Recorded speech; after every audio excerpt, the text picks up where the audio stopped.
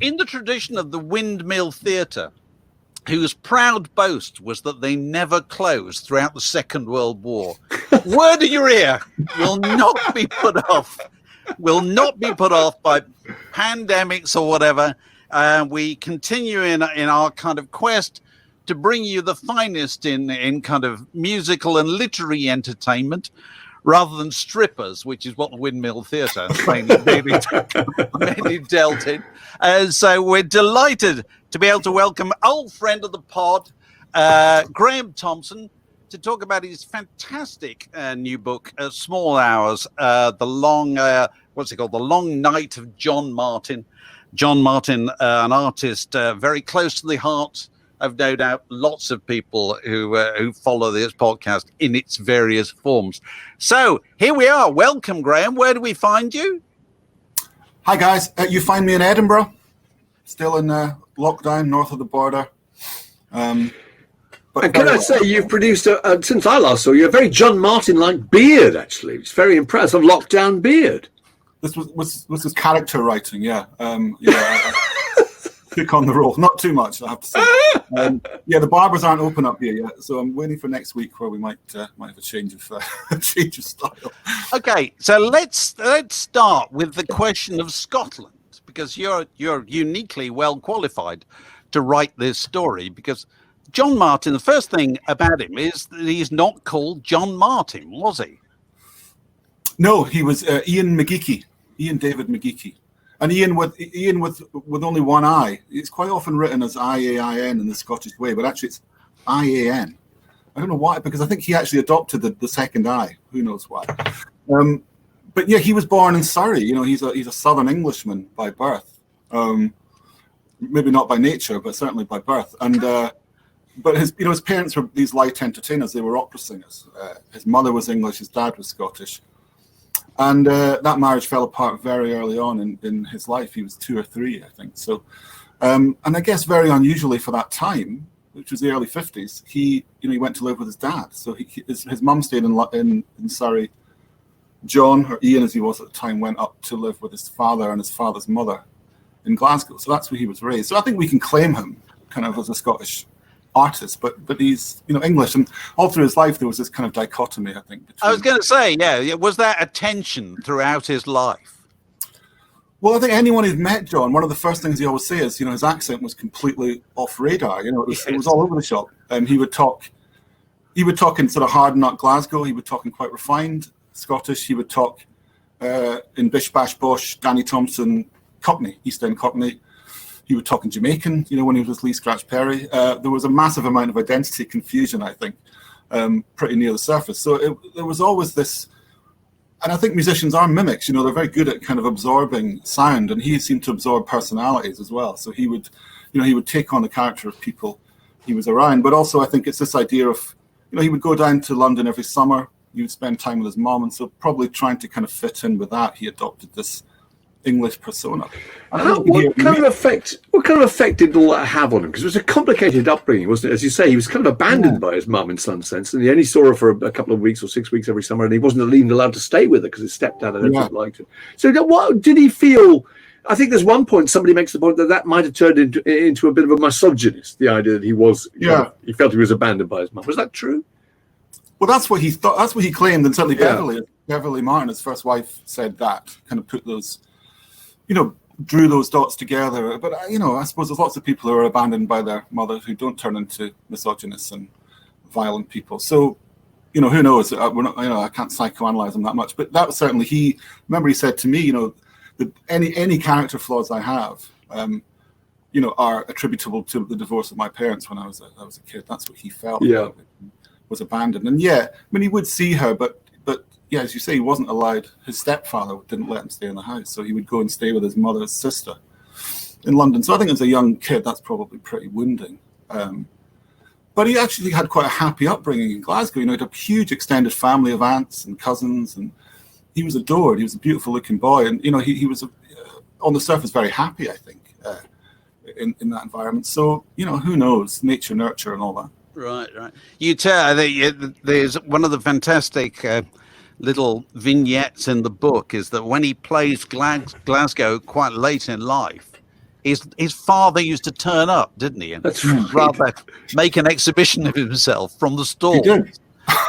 Yeah, going on about why has he changed his name? He's got a perfectly good name. That's right. This was 20 years after the fact. He's still wondering why he's not called Ian McGeechy.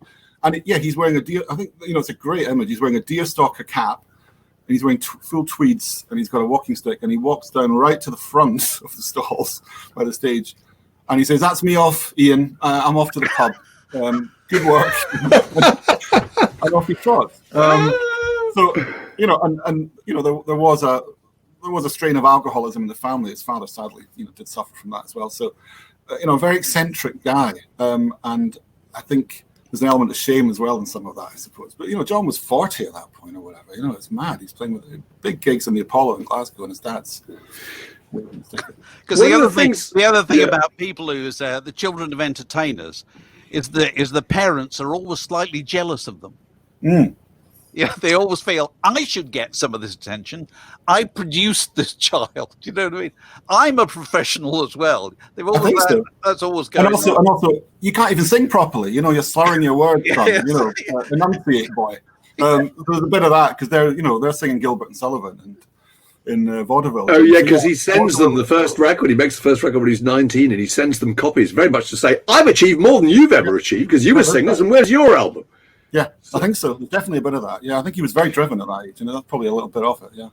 It really struck me how quickly it all happened for him. There's wonderful descriptions of him playing in Clive's folk club and the Crown in Scotland. And how quickly the audiences attached themselves to him. So, what was it about him that made him so special? Was it part of the act that he put on, the way he performed, or what was the package that connected with people? I think it's a bit of that. I mean, he looked amazing. At that age, he had this beautiful kind of curly blonde hair, and he was very striking.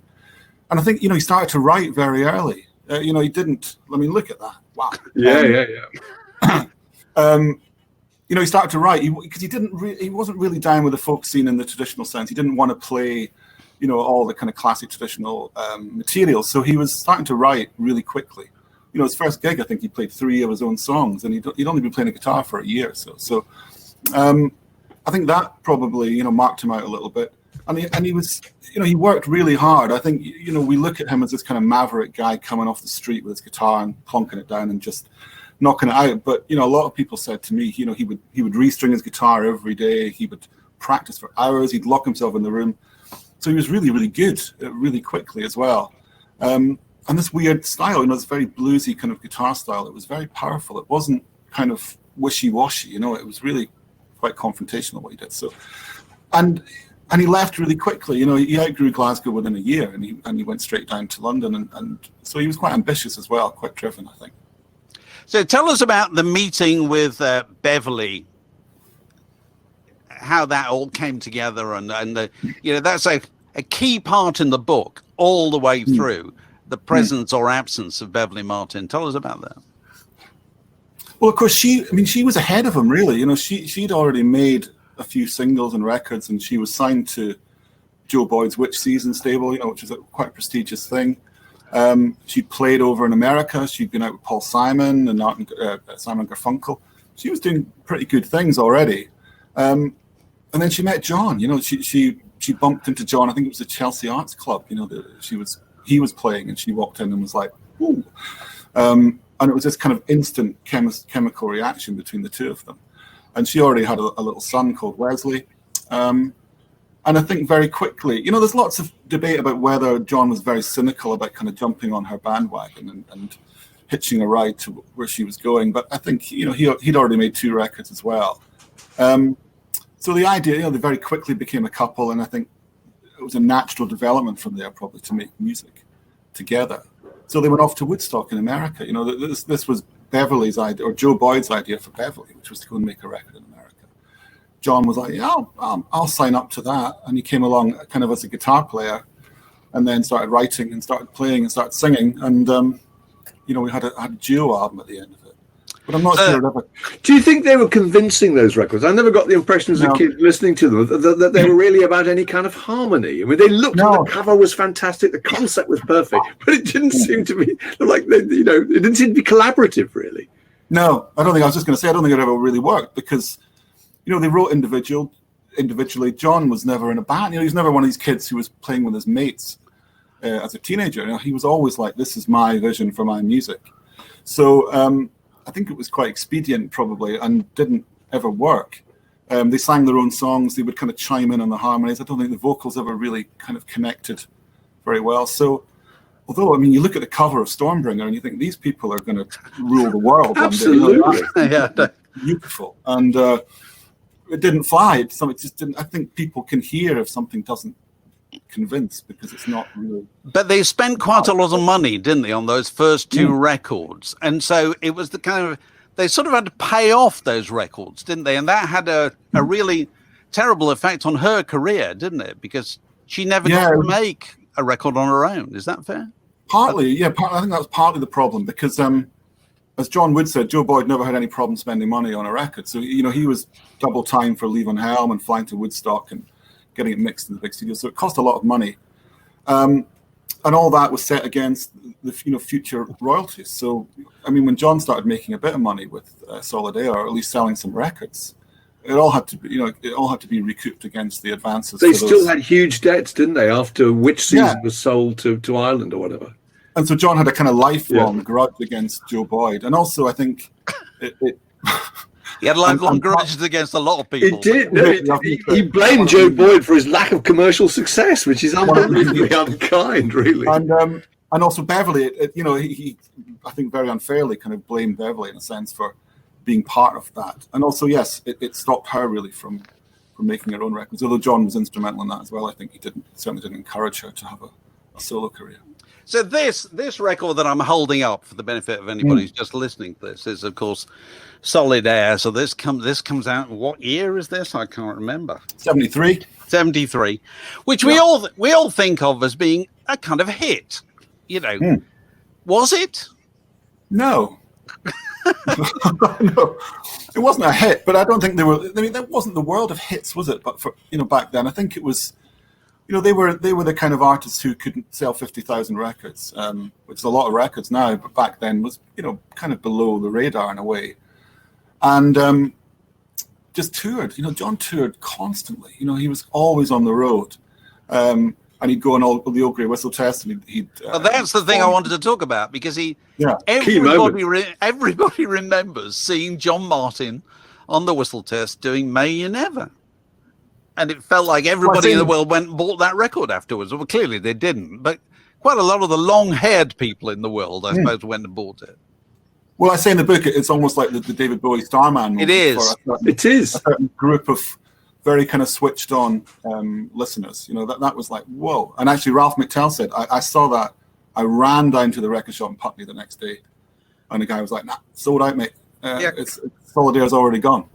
So it did have that kind of massive impact. And he was very, very cool. I think you hear all that stuff. And he also played I'd Rather Be the Devil, which was the whole Echoplex thing on that same show. And I think it was very attractive for a lot of people to see someone doing that just with a guitar.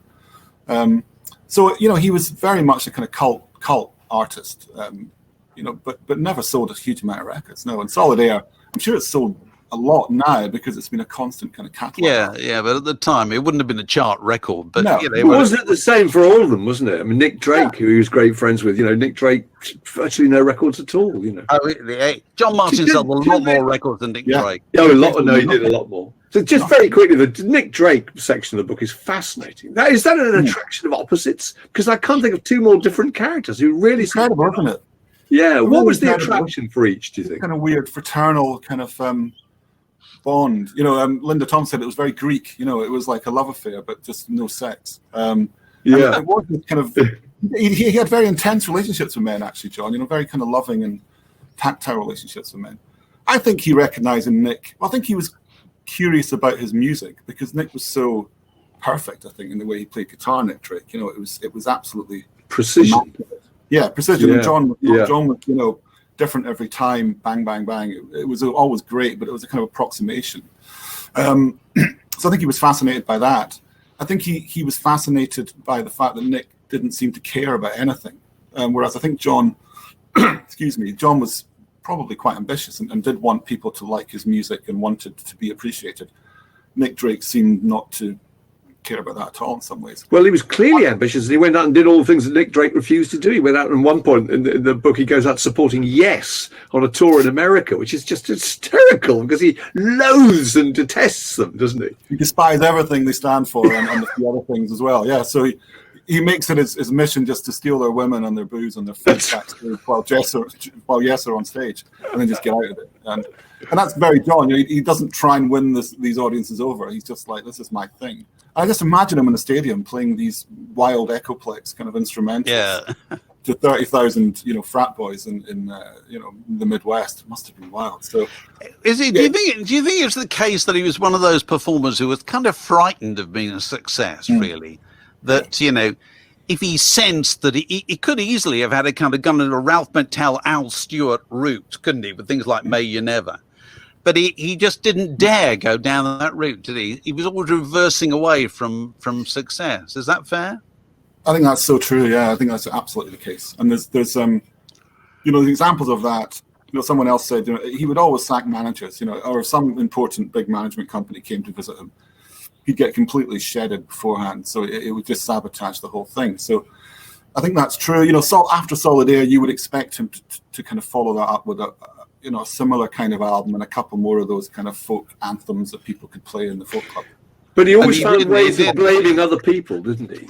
It was not his fault. It was Joe Boyd's fault. It was the manager's fault. It was somebody who didn't support him, Yeah, or the musicians weren't feeling it, man. They didn't tap into, my vision. So, but I think that was a get-out clause. Yeah, I don't think he ever felt that. And probably just as well. God, can you imagine a John Martyn who'd sold 5 million records? It would be terrifying. How unbearable would he have become? So it's probably self-preservation as well. Yeah, this is one of those books which could genuinely be described by the adjective unflinching, because you've talked to his family, you've talked to the musicians who dealt with him, and a lot of what comes out is not a very pleasant person at all. Tell us about that. Well, I mean, I was aware that I think we're living in a kind of moment now culturally where the kind of roguish rock star behavior is probably worn a little bit thin. I don't think we can just kind of dismiss it as hijinks. And he damaged people pretty seriously throughout his life, and he damaged himself as well. But certainly inflicted a lot of damage on people. So I did want to be completely honest about that, and I was lucky. I think that the people who were very close to him were really honest about it too, without kind of throwing him under the bus. I think that there's a lot of affection still there for him, a lot of love for him amongst the people who were close to him, but they saw him very clearly.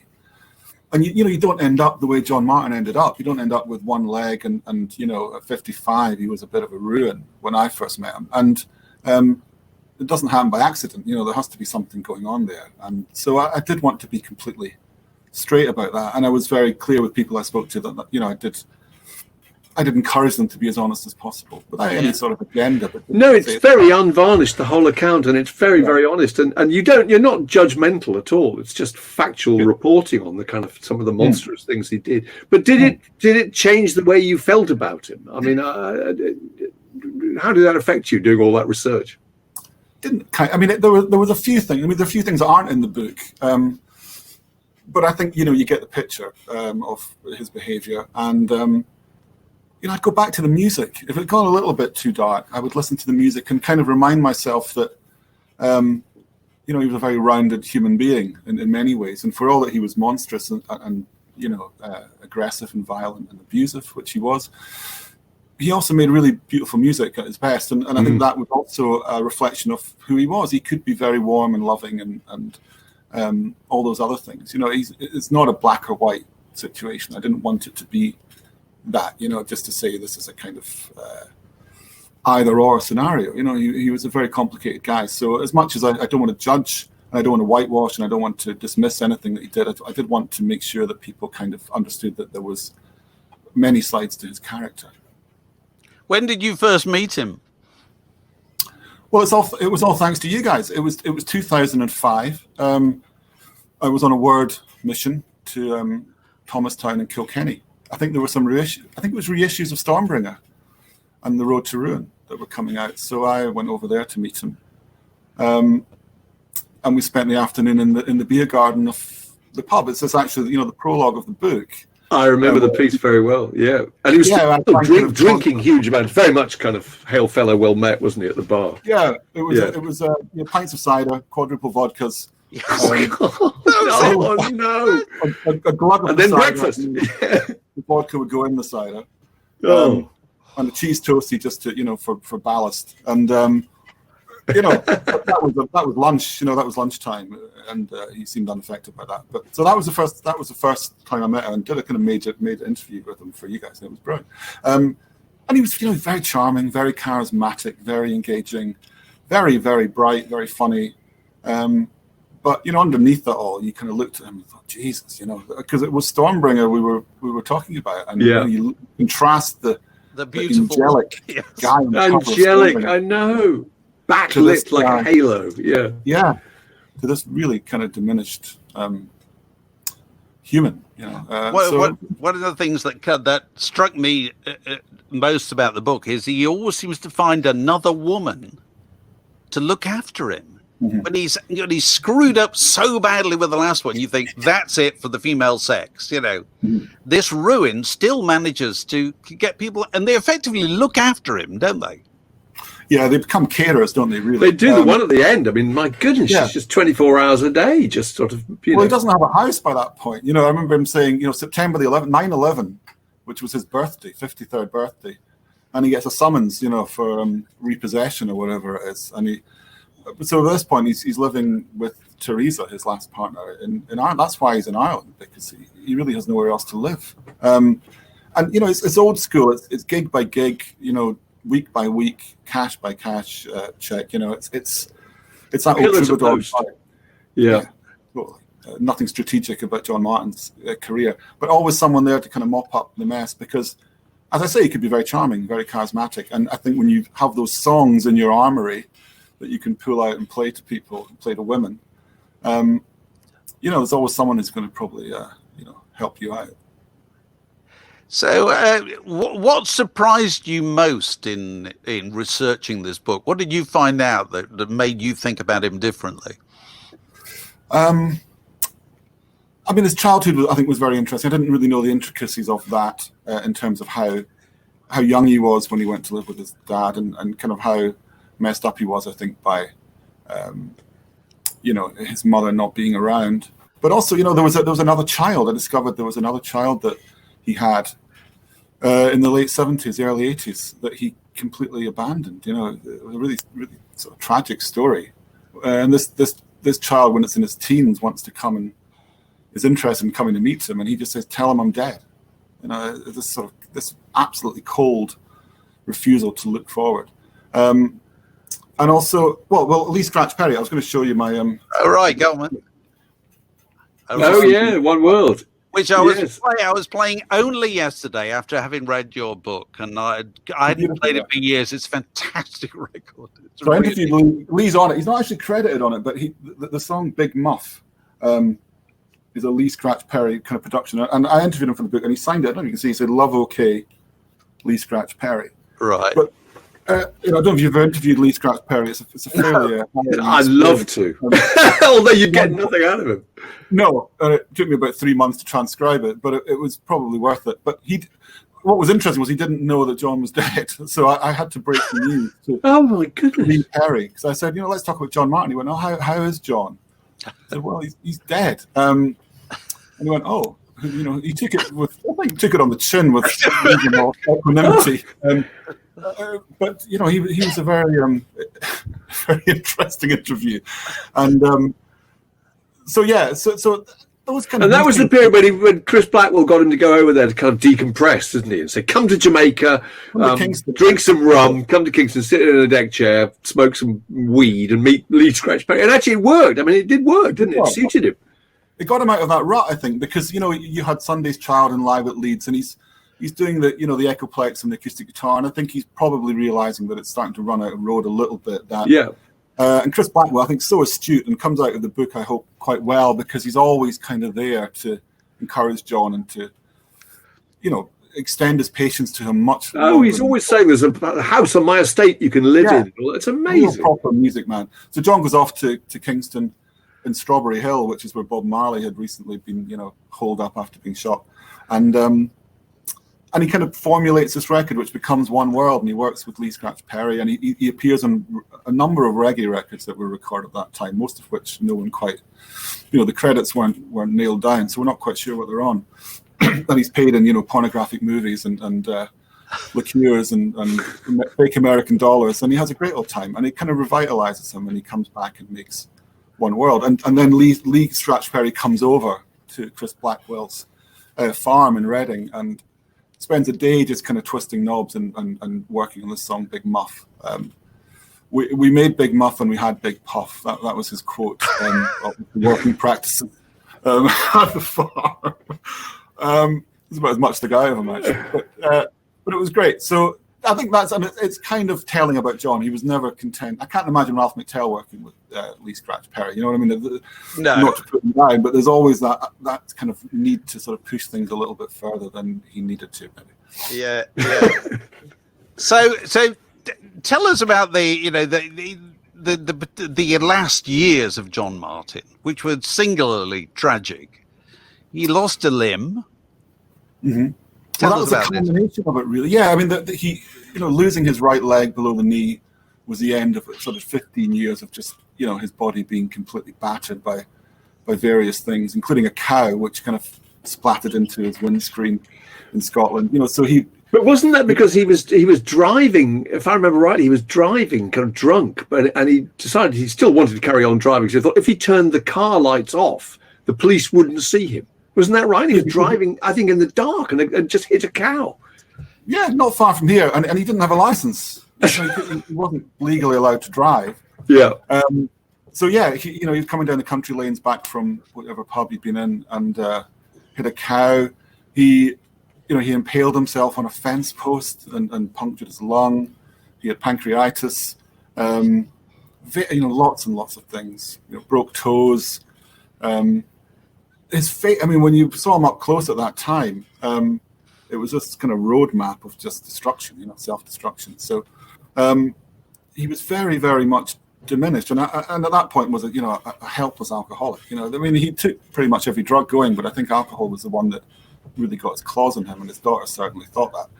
And she said to me that if there was a time when John could have sorted it out, when he got his leg amputated, that would have been a point where most people might have gone, well, hang on, maybe it's time to curb my appetites a little bit, and he maybe could have cleaned up a bit, but he wasn't built that way. He never modified his behaviour at all. He just nothing made him change. He would water his wine, wine at breakfast if he was slowing down a bit. Right. Well, while we're talking about the drink, I'm very grateful to your book for the information that from Linda Thompson, that back in the day, Richard Thompson was the one who could drink everybody under the table. I'd never heard of this side of him before. Hollow legs. Hollow legs. Yes. Yeah. Can you imagine? I can't picture it myself. Imagine. You cannot imagine that at all. No. But of course, he converted to Sufism, and I guess that all went out the window. Yeah. Yeah. So clearly hasn't had a drink for a long time. No. While we're talking about the drink, I think Alex, we've got Keith who's got a question about John Martyn's actual drink intake. Yes, he says there were 2 pint glasses on his monitor, allegedly filled with port and red wine, both finished during the show. Can you confirm that was the case? Port and red wine? Yeah, almost certainly. I mean, he drank these extraordinary combinations as well. He drank rum and orange. Has anyone ever heard of rum and orange? Oh yeah, that's awful, isn't it? Yeah, I have. It's a 70s thing, wasn't orange, it? Yeah. Cider and vodka, port and what was it? What was the mixer? Port and that was port and red wine. But the point is, they were pint mugs. So to drink a pint of port or a pint of red wine would be fairly relaxing, wouldn't it? I would have thought. Yeah. I mean, when he was in hospital, there's great stories about people going in to visit him, completely straight, and they'd come out absolutely smashed. Yes. Because, you'd have 2-liter bottles of Coke filled with Bacardi with a little bit of Coke, and he'd have one of these builder belts. You get builder belts for putting tools in. They're just full of Coke. So yeah, I mean, port and wine, certainly. No problem at all.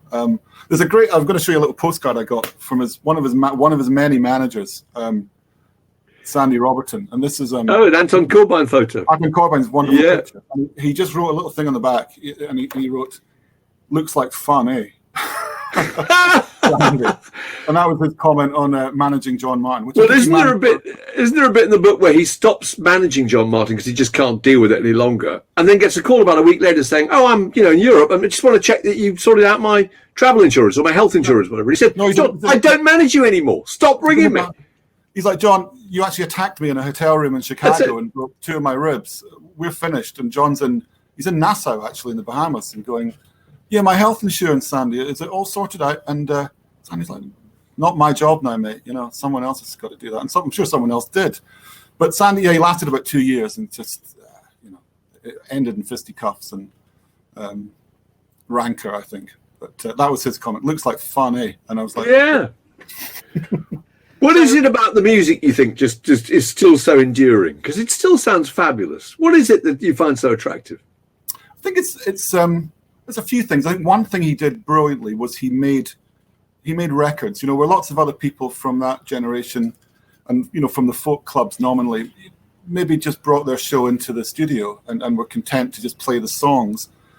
You listen to Solid Air and it's a proper record. It's produced, it's arranged, it's got wonderful textures on it, and so I think it endures in a way that lots of other records don't. And just the fact that he brought in so much other material, the kind of free jazz, the whole Echoplex thing is so interesting because it's a guy who's playing the guitar and thinks, "I'm on stage on my own. That's not going to change. I'm not going to get a band. How do I change the sound of what I do? How can I kind of expand the limitations of one man and an acoustic guitar?" And so, he develops this incredible... Which the Edge must have borrowed from heavily, you suggested. He did, didn't he? Chris Blackwell might have, put a few copies of something under the door. He probably did, that's right. I think you say that his best-selling record was one of these two, wasn't it? Then what have I got? Well Kept Secret and Glorious Fool. Which one was they? One of these was a top 20 album. Well Kept Secret, I think, got to number 20. Which is probably one of his weakest records. This was his time when he was making these kind of strange sub-Phil Collins kind of shiny commercial soul records. And that was his biggest chart placing, number 20 in the early 80s. I suppose that's what happens when you get a big record company working on your behalf rather than a small one, isn't it? They get you into the shops, don't you? So if there is any interest... Danny said, I got a call from his manager going, "You're out. We want him to be the new Van Morrison. We want him to play this kind of with a band." But he seemed to be behind that. I don't think John would have done anything he wasn't kind of massively, into musically. So I think there was a part of him that quite fancied wearing the suit and slicking the hair back and playing these kind of soul music. Van Morrison is the obvious parallel, isn't it, really? They're very... Van Morrison, legendarily difficult, not as difficult as John Martyn, I think it's fair to say. But, did his own thing. But Van Morrison, A, is still with us, and B, he can still play big halls, can't he? And he's never bothered to chart anywhere, really, has he? No. What is it about John Martyn that meant that was impossible for him? That kind of success. Well, I think Van's he's quite conservative musically, isn't he? He sticks to kind of blues and folk and soul structures. John, especially in that period in the 80s, it's really strange music. It's very kind of discordant and very experimental. Yeah, the textures are really it takes weird. A huge amount of getting used to. Yeah. So I think he's much further out there than Van Morrison. I think if he had just played the game and his voice was so beautiful, if he just played simpler songs, perhaps, and turned up, and you could guarantee that he would play a good show every night. Some of the shows, there's that great story about him. I think it's the Mean Fiddler, 1987, where he comes on 3 hours late, plays one song, vomits into a bucket on the side of the stage, and then departs. And I don't think Van's ever done that. So I think fair. People had their fingers burned by John Martyn, and as time goes on, you see less and less people, I think, willing to stick their neck out for him. So the kind of industry support wasn't there. Yeah. So looking back on all his records, what's the one that you think people should go back to and to experience the full majesty of John Martyn, what's the one that you yourself would recommend? I think before he kind of lost his innocence in a way, Bless the Weather for me is, in terms of the songs, there's something very pure about that record.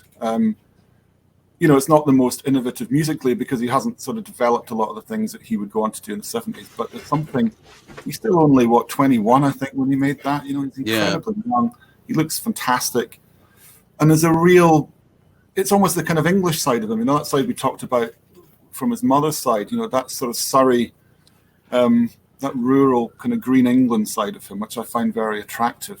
You really hear it on that record, Going Down the River, those kind of songs where he's really touched, he's really tuned into a very kind of elemental thing. And so to me, it's a sort of time before he turned into something different, something a bit wilder maybe, but that record's very kind of pure. Right. And we should mention that there's people, various folk musicians, Corinne Polwood and various others, who are doing wonderful covers of his songs to promote your book, to coincide with its publication.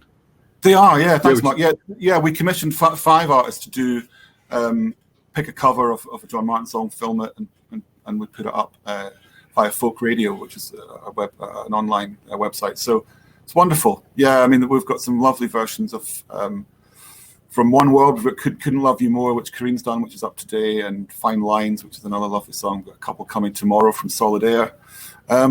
People do love his music. He is someone I think who, not a huge amount of people are tuned to John Martyn, but when people are, I think they really do love him. He's probably one of those artists who his popularity is probably growing steadily. You know what I mean?